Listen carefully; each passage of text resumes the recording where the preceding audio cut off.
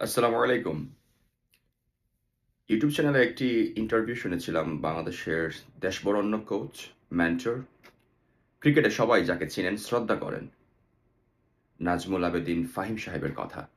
বাংলাদেশের ক্রিকেটে তিনি কিন্তু খুব ভালো একটি রোল প্লে করেন সবসময়। বাংলাদেশের টপ ক্রিকেটাররা, স্পেশালি ব্যাটসম্যানরা ফর্মহীনতায় ভোগেন, তখন তার কাছে ছুটে যান, যাকে বিসিবি ক্রিকেট বোর্ড থেকে সরিয়ে রেখেছে। যার পরিকল্পনা, যার চিন্তা, যার ভিশন বাংলাদেশের ক্রিকেটকে ডেভেলপ করা, বাংলাদেশের ক্রিকেটারদেরকে নিয়ে কাজ করা, বাংলাদেশের ক্রিকেটকে অন্য একটি জায়গায় নিয়ে যাওয়া, সেই সব মানুষদেরকে দীর্ঘ 12 থেকে 13 বছর ধরে পাপন বাহিনী, পাপনের স্বৈরাচারতন্ত্র দূরে রেখেছে এইসব মানুষদেরকে। যার কারণে আমরা দেখেছি গত বিশ্বকাপে টি-20তে বাংলাদেশ যখন নেপালের সাথে জিতে তখন কি উল্লাস করেছিল। এই হচ্ছে আমাদের বাংলাদেশের অবস্থা। একটি দেশের ক্রিকেট যখন আওয়ামী লীগ সরকারের মতো হয়ে যায়, সবকিছু একজনের কথায় সবকিছু চলে, তখন এর চেয়ে বেশি কিছু আশা করা যায় না।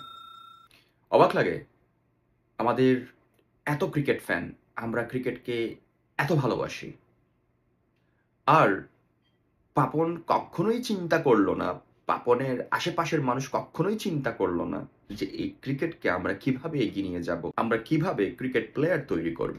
তারা কি করেছে? তারা নিজেদের পকেট ভরেছে।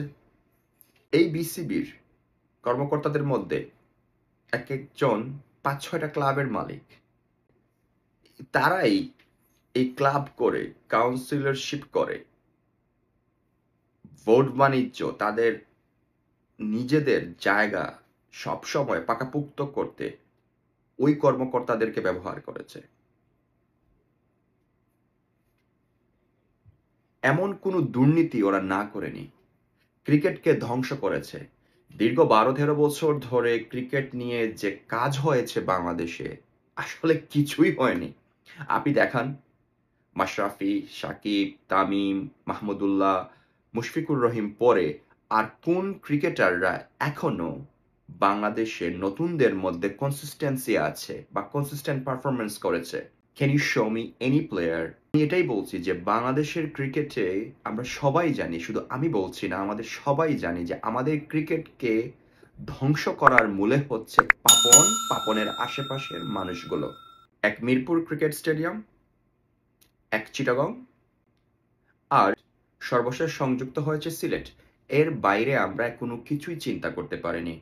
কি ধরনের গেম ডেভেলপমেন্ট হবে, কোন জায়গায় কাজ করলে আমরা নতুন ক্রিকেটাররা বের করে আনবো,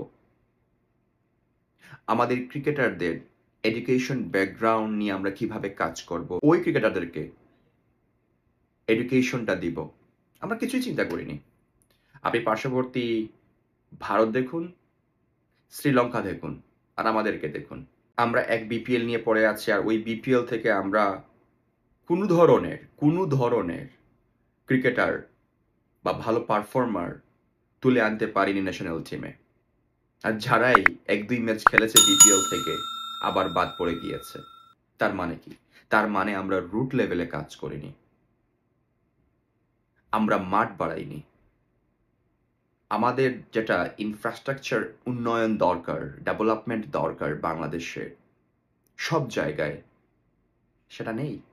সেই কথাগুলো বলেছেন ফাহিম সাহেব। আমি চাই বর্তমানে আসিফ মাহমুদ আছে যুব ও ক্রীড়া উপদেষ্টায়, তিনি দ্রুত সম্ভব এই ফাহিম সাহেবের মতো মানুষ, যারা নিবেদিত প্রাণ, যারা কাজ করতে চান বাংলাদেশের ক্রিকেটের জন্য, অনেক কিছু দিতে চান, যাদের চিন্তা চেতনা বাংলাদেশের ক্রিকেটকে উপরের দিকে নিয়ে যাওয়া, তাদেরকে যত দ্রুত সম্ভব সংযুক্ত করা।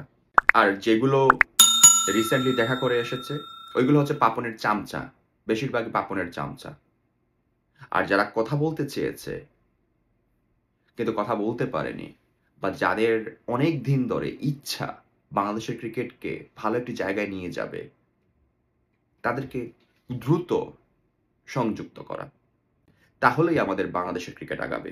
এটাই সময়। আমি মনে করি প্রত্যেকটা জায়গায় সাথে, সাথে ধরা যাবে না। সাথে, সাথে ভালো কিছু করা যাবে না। অনেক সময়ের ব্যাপার আছে।